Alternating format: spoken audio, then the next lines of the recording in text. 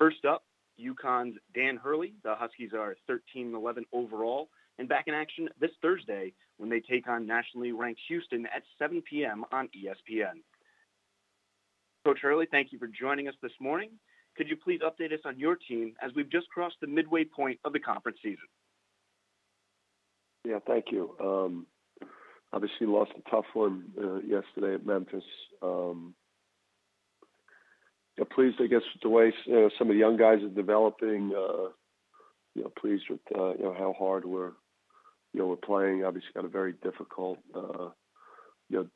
game. With the Houston team, I think is one of the best teams in the country coming up on Thursday. One of the most talented teams, well coached, veteran, and just as a first year coach going through this conference, just really impressed by the by the level of play in this league, level of coaching, level of program.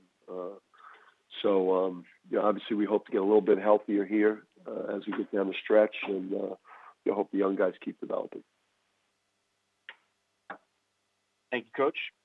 And again, a reminder, please hit *1 on your keypad to ask a question, and we'll turn it over for our first round. We'll take our first question from Don Wade with the Daily Memphian. Please go ahead. Yeah, Dan, obviously the idea that winning on the road in college basketball isn't new, but if you look at the home and away records of the teams in the conference this year, it seems really extreme, and just curious what your thoughts are on the whys of it's so difficult to win on the road, or why is it just easier to play well at home? Yeah. Well, I think obviously a lot of factors. Crowd. Just comfortable in. Some players are just more comfortable in when they're in the same shooting background, shooting environment. Mental toughness, experience. Is the team a well-rounded team? Obviously, teams that are really strong defensively and really strong in terms of rebounding and that take care of the basketball, will win at home or on the road. So I think, programs like Houston, programs like Cincinnati, that are experienced, that really defend, have had the same coach in place for years that could develop a culture. I think there's probably, just a ton of factors that go into it beyond playing at a place like Memphis yesterday, where the environment for the home team is is an advantage. Playing in front of a crowd like that, an atmosphere like that for any home team is going to be a big advantage. Do you ever change anything up? I mean, you guys had a slow start yesterday. Do you ever just try to, kind of throw a curveball into the routine when you're on the road to get a different result? Yeah, I mean, we'll, change, the style of shoot around, make it lighter, make it more intense. We'll cancel a shoot around and do a walkthrough in the boardroom. If we think we're mentally or physically fried, we'll, show some type of a motivational video. The night before the game, after we watch the scout film, to send, to try to frame the game and set some type of a mental message. You try a lot of things. I promise you, we're trying everything this year.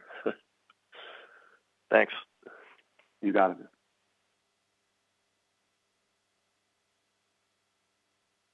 There are no further questions at this time. Sorry, Ron. Yes, Coach Hurley, you've had to deal with injuries this year, especially in the past couple weeks. Who do you see on your roster that's able to step into that void and potentially could step up in the next few games for you as well? Yeah, I think for us, we've really got to do it collectively as a group.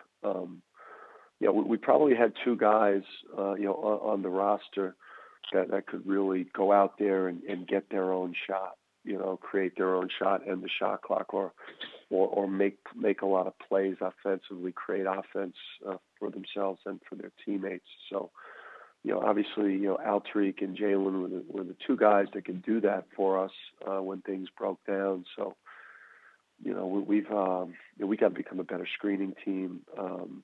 The ball's got to move freer.